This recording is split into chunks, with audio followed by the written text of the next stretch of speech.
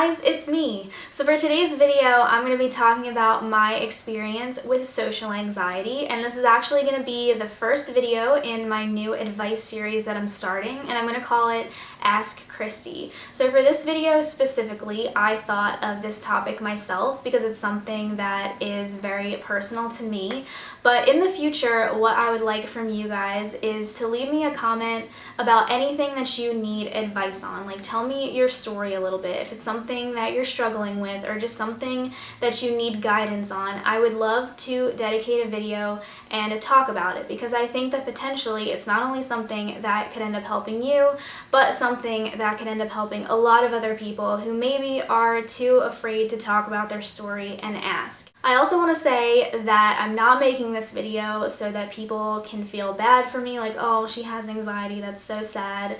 I'm making it because I want it to be informational and I want it to be relatable to people. I know that when you have anxiety, it's so easy to feel like people don't really understand you and that you're alone, but I think videos like this always help you feel like you're definitely not, and there are other people that get where you're coming from. So, just a little disclaimer because you always need them. But I'm going to go ahead and get started, and I hope you guys enjoy the video. So if you're not familiar with what social anxiety is, it's basically the fear of being judged by those around you. And I would say for me personally, my social anxiety is definitely not severe, but it's also not mild either. It's somewhere right in the middle. Like, it doesn't affect me in every single experience socially that I have, but it is something that affects me in my daily life at least once a day. For as long as I can remember, I have always been a very shy and quiet person. When I was really young, I really didn't talk to many people. I didn't really have much to say, and I always just equated that to being a very shy person, and I thought that as time went on, I would definitely grow out of it like a lot of people do. But I started to notice that as I got older and I was put in more social situations, like I was in school and I had to give presentations and I had to talk to more people one-on-one, and I was just having a lot more social experiences, that things started to get worse, not better, like I thought it would. So that was really when I explored the idea that maybe what I thought was shyness could actually be something a little bit more. So that's when I did some research and found out that social anxiety was actually a thing. And I was reading a few websites, some reliable ones, because I know that self-diagnosing is not the best way to go and that it's better to actually be diagnosed by a professional.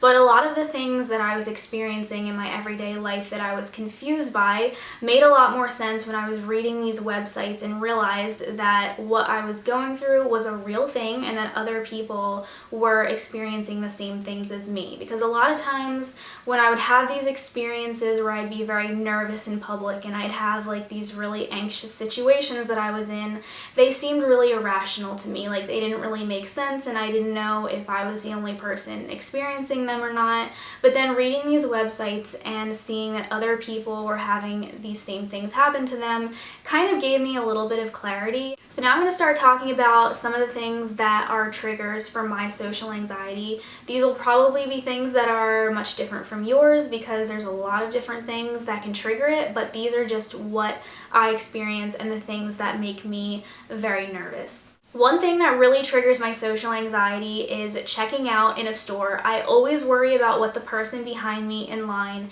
is thinking. You know, like sometimes when you're checking out, something in your order doesn't ring up right, or a coupon that you want to use isn't working, so the cashier has to call someone over to help.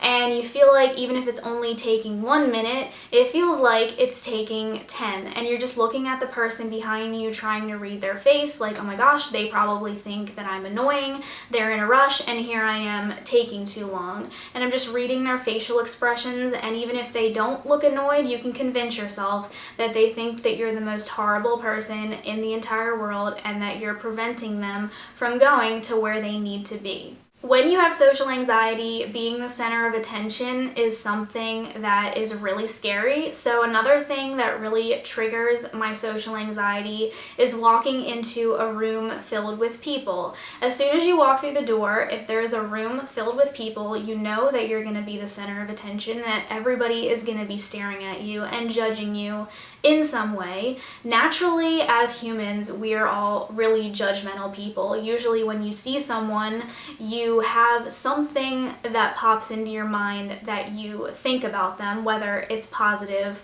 or negative, but naturally we all judge other people. So you know that most of the people in that room are going to have something in their mind that they have to say about you. So when I was in college and I had to walk into classrooms all the time, I either made sure that I would get there really early so that I wouldn't have to walk into a room filled with people, or if there was a back door, I would walk through it so that I wasn't walking in front of people, but that I was walking with people's backs turned to me. Something else, and I want to say that this is probably one of the most irrational things that triggers my anxiety, but walking out of my house to get the newspaper or to get the mail or to go to my car, I feel like all my neighbors are looking out their windows and judging me and looking at me.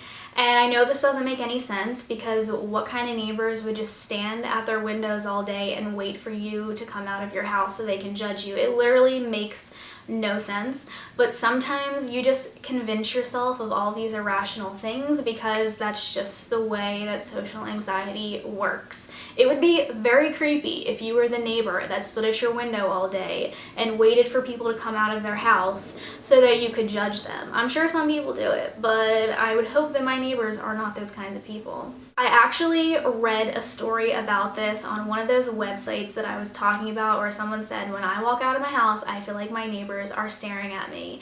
And I thought that I was the only person until I read that someone else experienced this, and it made me feel so much better, because honestly I was like, this is the most ridiculous thing that I've ever heard in my life, but it is literally something that I feel. Like, my next door neighbor or my neighbor across the street's gonna be looking out their window and say, oh my gosh, her face looks horrible today, she's not wearing any makeup, or what is she doing with her hair, what the heck is she wearing? Something that would judge me in a negative way, I feel like all my neighbors are doing every time I walk out of my house. There are literally a ton of other common things that trigger my social anxiety in my everyday life, such as just talking to people individually and one-on-one. I'm always really nervous that I'm going to say something that offends them, or I'm going to say something that causes them to judge me in a harsh way, which is why usually I'm not a very argumentative person and I like to stay very neutral on things, at least when I'm talking to other people. I think deep inside I know what my opinions on things are, but I do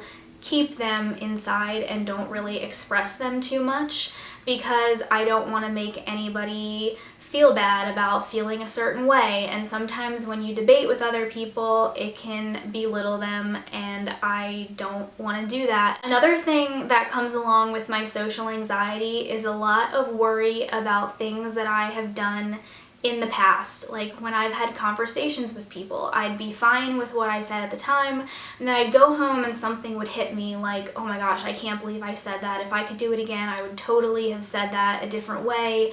I didn't want them to take that in the wrong way. And then here I am thinking about this and worrying about it for the next 2 weeks until something else comes along that I can focus on and worry about. As far as things that have really helped me throughout the years deal with my social anxiety, I think one really important thing is to surround yourself with people that are like you and people that really understand who you actually are and appreciate who you actually are. I have such a solid friend group in my life where I feel like no matter what I do or what I say, they wouldn't judge me in any way. They would think that it was funny, and they would think that I'm a good person to be around, and those are the kinds of people that you need in your life. Another thing that has really helped me deal with my social anxiety, and obviously this is something that is very personal to me, but having my YouTube channel, I feel like has really given me this pathway to show people who I actually am,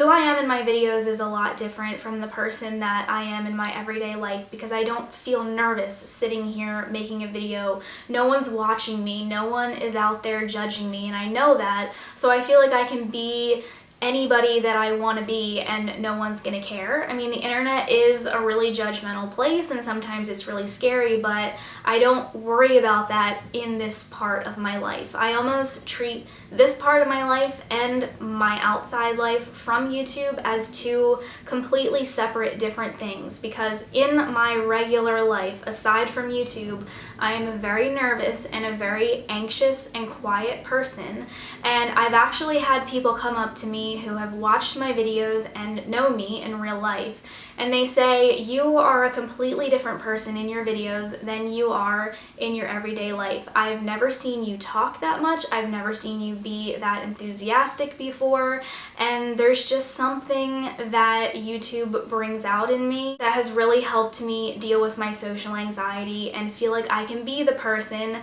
that I am without people judging me too bad. So guys, that is going to be it for my experience with social anxiety. I just wanted to talk about what it is to me, the different types of things that trigger my social anxiety, because they're different for everyone, but those are the things that are specific to me. And then also just some things that have helped me deal with it and cope with it throughout the years. So like I was saying before, if there is anything at all that you guys need advice on that I could answer in my next Ask Kristi, I would really appreciate you leaving a comment down below and telling me what your story is and asking me a question about what you need a direction on or guidance on, or anything that you're struggling with. I would love to answer it for you and feature it in one of my videos.